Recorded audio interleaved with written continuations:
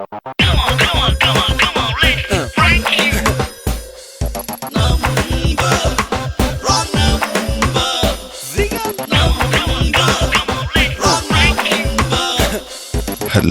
My dear wrong number.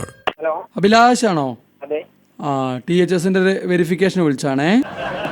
ആരാണ്? THSന്റെ വെരിഫിക്കേഷന് വിളിച്ചാണ്. എക്സാം ആവാനായല്ലോ. THS ആ, THS മീൻസ് ടെക്നിക്കൽ കോഴ്സ് ചെയ്യുന്നില്ലേ, ഈവനിങ് ബാച്ച്? ഓക്കെ അതെ. എന്താണ്, കള്ളു കുടിച്ചാണോ നിൽക്കുന്നത്? ഓർമ്മയില്ലേ? ഉണ്ട് സാറേ. ഉണ്ട് സാറേ, ഞാൻ എഴുതുന്നുണ്ടല്ലോ. പരീക്ഷ എഴുതാൻ താല്പര്യമില്ലേ? എഴുതുന്നുണ്ടല്ലോ സാറേ. നാളെ മാത്സ് ഉണ്ട്. പേരും അച്ഛന്റെ പേരെന്ന് പറഞ്ഞേ. അഭിലാഷ്. അച്ഛന്റെ പേര് ഉണ്ണികൃഷ്ണൻ. അഭിലാഷിന് എത്ര വയസ്സായി?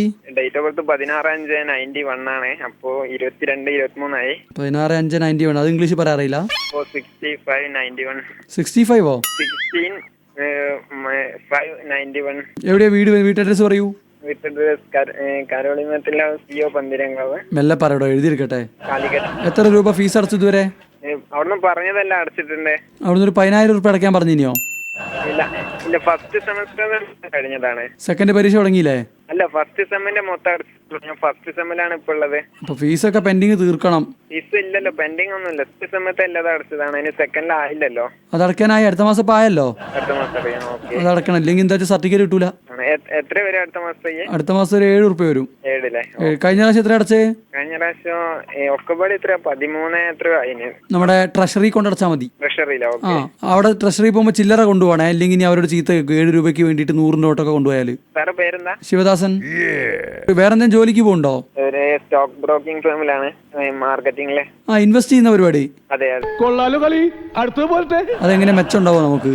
അത് മെച്ച ശ്രദ്ധിച്ച് ചെയ്താലും മെച്ചുണ്ട്. ഞങ്ങളെ കമ്പനിയിൽ പിന്നെ അതിന് നോക്കി അതിനനുസരിച്ചുള്ള നല്ല മെസ്സേജും ഒക്കെ കൊടുക്കും. ഏത് കമ്പനി മേടിക്കണം, എത്ര പ്രൈസിന് മേടിക്കണം എന്നൊക്കെ. ഇപ്പൊ ഒരു 50,000 ഇറക്കുന്നത് ബുദ്ധിയാണോ? 50,000 ഇപ്പൊ അക്കൗണ്ട് ഓപ്പൺ ചെയ്തിട്ട് 50,000 ആണെങ്കിൽ ഇൻവെസ്റ്റ് ചെയ്ത് വെക്കാൻ. നമുക്ക് ഏതാ മെസ്സേജ് വരുന്നത് നോക്കിയിട്ട് നല്ല ശ്രദ്ധിച്ചിട്ട് ഏത് ഷെയർ മേടിക്കണം നോക്കി ചെയ്താൽ മതി. അപ്പൊ ഇപ്പൊ ഇൻവെസ്റ്റ് ചെയ്യല്ലേ?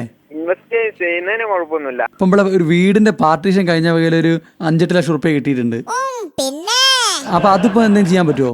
സാർക്ക് ഷെയറിൽ ഇൻവെസ്റ്റ് ചെയ്യാൻ താല്പര്യമാണോ അതില്? അതെ, അതാ ഞാൻ ചോദിക്കുന്നത്. അപ്പൊ ഞാന് വേണമെങ്കിൽ വരുമ്പോഴേ നമുക്ക് ഒരു പകുതിയോ അല്ലെങ്കിൽ ഒരു 20% ആദ്യം ചെയ്ത് നോക്കാം. സാർക്ക് അത് എങ്ങനെയാ ഫസ്റ്റ് ഒന്ന് അത് പരിചയം ആയതിനു ശേഷം ബാക്കി തീരുമാനിക്കാം. അപ്പൊ നീ പറഞ്ഞ ഒരു 2 ലക്ഷം റുപ്യ ഇൻവെസ്റ്റ് ചെയ്ത് വെച്ചാൽ മതി അല്ലേ? അതെ. ശരി. നിന്നെ എങ്ങനെ ഇപ്പൊ കാണാൻ പറ്റുക? ഞാൻ ഇനി നാളെ വരുന്നുണ്ട്. നാളെ ഒന്നും ഇപ്പൊ എനിക്ക് നടക്കില്ല. ഞങ്ങളിപ്പോ ഇനിയിപ്പോ അടുത്ത മാസം നിങ്ങൾ അവിടെ ഒരു ഇൻസ്പെക്ഷന് വരും. സാർ ഇപ്പൊ വെസ്റ്റീല് കോളേജിലല്ല? അല്ല, ഞാൻ മാനാഞ്ചിറയാണുള്ളത്. മാനാഞ്ചിറയാണോ? ഹെഡ് പോസ്റ്റ് ഓഫീസിനുള്ളില് ആണല്ലേ? ഇപ്പൊ വരാൻ പറ്റുമോ ഇങ്ങോട്ട്?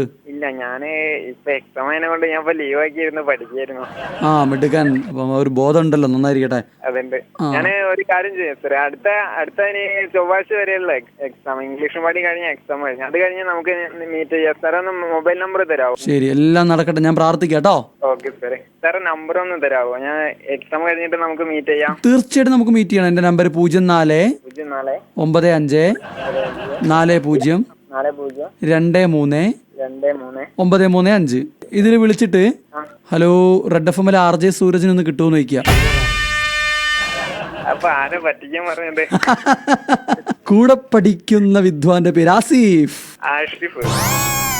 Hello my dear wrong number.